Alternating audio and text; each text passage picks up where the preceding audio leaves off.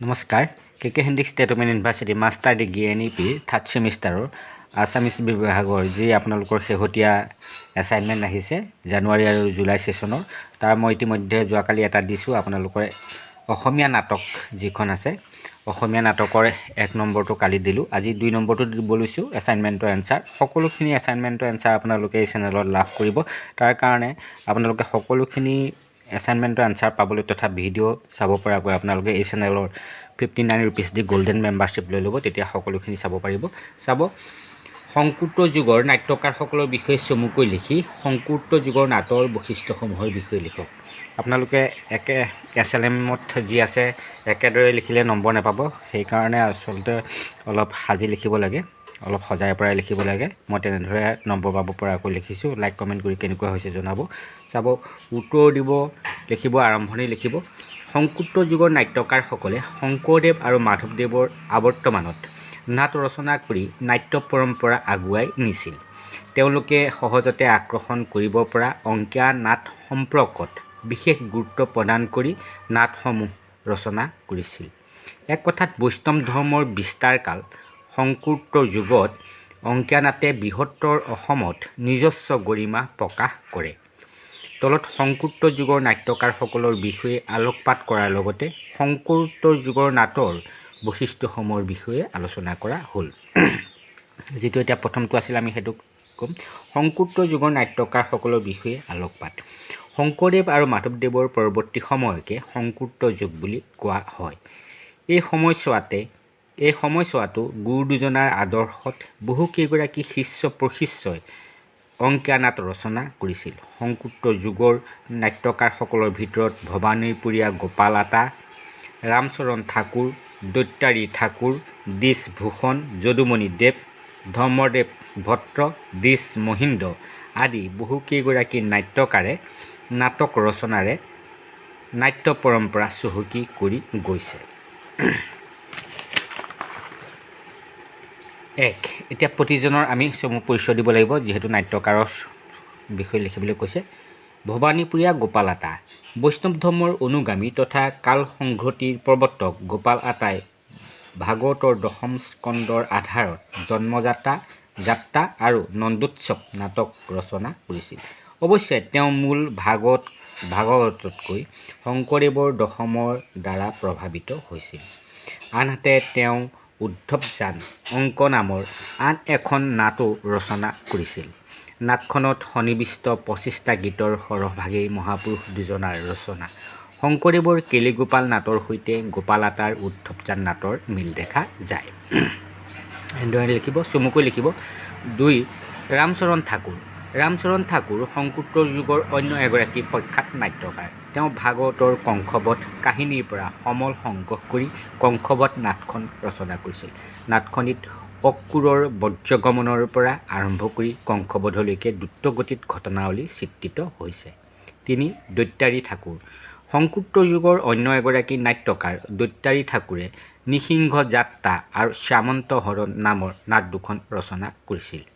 দুইখন নাটকতে শংকৰদেৱৰ প্ৰভাৱ স্পষ্ট তেওঁৰ দুইখন নাটতে সংলাপৰ গুৰুত্ব পৰিলক্ষিত হয় 4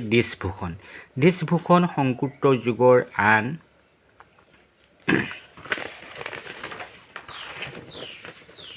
এগৰাকী নাট্যকাৰ তেওঁ ৰচনা কৰা নাট দুখন হ'ল অজামিল উপাখ্যান আৰু শ্যামন্ত হৰণ শংকৰদেৱৰ দ্বাৰা প্ৰভাৱিত হৈ তেওঁ দুইখন নাটতে সংলাপক গুৰুত্ব দিয়া দেখা যায় 5 যদুমণিদেৱ এই যুগৰ অন্য এগৰাকী নাট্যকাৰ যদুমণিদেৱে ফল্গু যাত্ৰা নামৰ নাটখনি ৰচনা কৰিছিল 6 ধৰ্মদেৱ ভট্ট সংকুট যুগৰ আন এগৰাকী সাহিত্যিক ধৰ্মদেৱ ভট্টই ধৰ্মোদয় নামৰ এখন ৰূপকধৰ্মী নাট ৰচনা কৰিছিল ৰূপকধৰ্মী নাট হিচাপে অসমীয়া নাট্য সাহিত্যত এইখন প্ৰথম নাট অৰ্থাৎ ৰূপকধৰ্মী নাটক এই ধৰ্মোদয় অসমীয়া সাহিত্যত প্ৰথম 7 দিশ মহিন্দ্ৰ সংকুট যুগৰ দিশ মহিন্দ্ৰই বৌদ্ধোদয় নামৰ ৰূপকধৰ্মী নাটখন ৰচনা কৰিছিল নাটৰ মূল প্ৰতিপাদ্য বিষয় হ'ল জীৱ ঈশ্বৰৰ অভেদত্ব প্ৰদৰ্শন উক্ত কেইগৰাকীৰ উপৰিও আন কেইবাজনো নাট্যকাৰে সংকুট যুগত নাট ৰচনাৰে অৱদান আগবঢ়াই গৈছে সংকুট্ৰ যুগৰ নাটৰ বৈশিষ্ট্যসমূহ সেই সম্পৰ্কেও লিখিবলৈ আহিছে আমি লিখিব লাগিব সংকুট্ৰ যুগৰ নাটসমূহত কিছুমান বৈশিষ্ট্য পৰিলক্ষিত হয় সেইসমূহ হ'ল ক সংকুট্ৰ যুগৰ নাটসমূহ বৈচিত্ৰ্যহীন আৰু নাট্যকলাৰ থাকিব লগা গুণসমূহ দুৰ্বল আছিল এক কথাত নাটসমূহ বিষয়বস্তু আৰু আংগিকৰ দিশৰ পৰা নতুনত্বহীন হৈ পৰিছিল খ এই যুগৰ নাট্যকাৰসকলৰ সংস্কৃত ভাষাত বিশেষ দক্ষতা নথকাত নান্দী শ্লোক আৰু সংস্কৃত শ্লোকৰ ব্যৱহাৰ কমি আহিছিল ভুল ব্যাকৰণযুক্ত সংস্কৃত শ্লোকৰ ব্যৱহাৰে দুই এখন নাটৰ মান কমাই আনিছিল গ নাটসমূহ নান্দী শ্লোকৰ পৰিৱৰ্তে একেটা স্তুতিগীতেৰে আৰম্ভ হৈছিল মুক্তিমংগল ভটিমাৰ ব্যৱহাৰো কমি আহিছিল ঘ সংকুট্ৰ যুগৰ নাটত ব্ৰজাৱলী ভাষাৰ ব্যৱহাৰ কমি আহিছিল নাট্যকাৰসকলে অসমীয়া ভাষাতে নাটকৰ গীত পদ ৰচনা কৰিছিল ঙ এই যুগত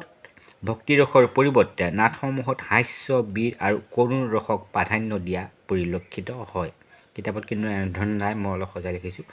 সৰ্বসাধাৰণে ভাল পোৱা হৰণ কাব্য আৰু বধ কাব্য বেছিকৈ নাট্যৰূপ দিয়া হৈছিল এক কথাত এই যুগৰ নাট্যকাৰে সস্তীয়া মনোৰঞ্জনৰ প্ৰতিহে অধিক গুৰুত্ব দিয়া পৰিলক্ষিত হয় সামৰণি মাৰিব যিহেতু আপোনালোকক এইবাৰ 400 শব্দৰ ভিতৰতহে লিখিবলৈ কৈছে আগতে 500 শব্দ আছিলে এইবাৰ কমাই দিছে আপোনালোকক 400 শব্দৰ ভিতৰতে লিখিবলৈ কৈছে সামৰণি মাৰিব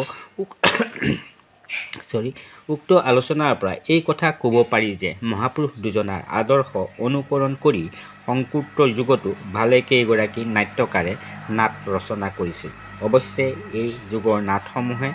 মৌলিকতাৰ দিশত বিশেষ গুৰুত্ব লাভ নকৰিলেও অসমীয়া নাট্য সাহিত্যৰ ভঁৰাল নিশ্চিতভাৱে চহকী কৰিছে এই নাটসমূহ অসমীয়া সাহিত্যৰ নাট্য সাহিত্যৰ অমূল্য সম্পদ এনেদৰে আপোনালোকে লিখিব মই কৈছোঁৱেই যে আপোনালোকক অসমীয়া বিষয় বিশেষকৈ